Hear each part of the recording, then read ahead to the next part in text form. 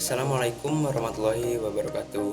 Halo teman-teman semua, izinkan perkenalkan nama saya Muhammad Ardi Atria Firmansyah dengan NIM 221348 dari Universitas Binamarga.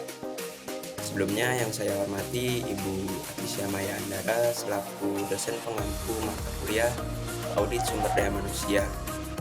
Oke, pada kesempatan kali ini saya akan membahas mengenai isu-isu terkini mengenai audit sumber daya manusia, yang dimana saya mengangkat studi kasus pada PT Pos Indonesia Persero Cabang Sidoarjo.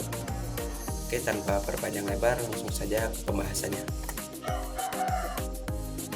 Yang pertama ada latar belakang, di mana audit sumber daya manusia merupakan proses sistematis yang bertujuan untuk mengevaluasi efektivitas dan efisiensi fungsi-fungsi manajemen sumber daya manusia dalam suatu organisasi.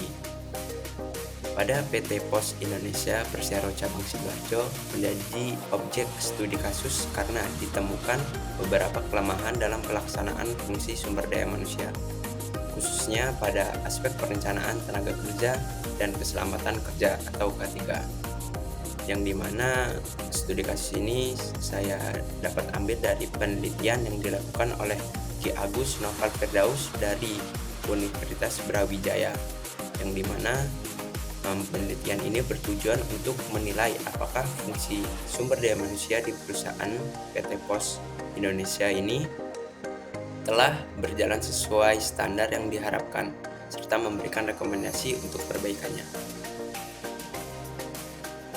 Kemudian ada temuan audit dan identifikasi masalah. Dari hasil audit yang dilakukan, diketahui bahwa sebagian besar fungsi sumber daya manusia pada PT Pos Indonesia seperti rekrutmen, seleksi, penempatan, kompensasi, hingga pemutusan hubungan kerja telah berjalan cukup efektif. Namun, masih terdapat dua aspek penting yang belum optimal, yaitu perencanaan sumber daya manusia dan perlindungan keselamatan kerja. Dalam hal perencanaan, sering terjadi keterlambatan dalam merespon kebutuhan tenaga kerja dari cabang ke kantor pusat, sehingga menghambat kelancaran operasional. Sementara itu, dari sisi ketiga, perusahaan belum menyediakan saluran resmi bagi karyawan untuk melaporkan keluhan terkait keselamatan kerja yang berpotensi menimbulkan risiko kesehatan dan keselamatan serta menurunkan kepercayaan karyawan terhadap manajemen. Selanjutnya ada analisis dan teori pendukung. Permasalahan tersebut dapat dianalisis menggunakan teori audit sumber daya manusia dari beberapa para ahli. Yang pertama, menurut Mondi dan Mortocci 2016, audit sumber daya manusia yang ideal mencakup aspek perencanaan tenaga kerja, rekrutmen, pelatihan, kompensasi, serta keselamatan kerja. Sementara itu, hasil penelitian oleh Hidayat dan Siregar 2022 menunjukkan bahwa audit sumber daya manusia yang dilakukan secara menyeluruh mampu meningkatkan efisiensi fungsi sumber daya manusia hingga 30%. Dengan kata lain, kelemahan pada aspek perencanaan dan keselamatan kerja yang ditemukan pada PT Pos Sidoarjo adalah indikator bahwa audit sumber daya manusia belum dijalankan secara maksimal. Jika tidak ditangani, hal ini bisa menyebabkan penurunan produktivitas dan loyalitas karyawan. Oke, yang terakhir ada solusi dan rekomendasi.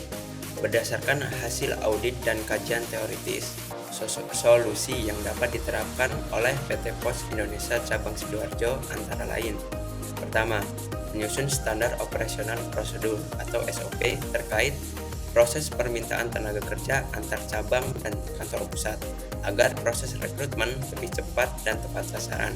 Selain itu, perusahaan juga dapat mengembangkan sistem perencanaan sumber daya manusia berbasis teknologi untuk memprediksi kebutuhan karyawan secara real time.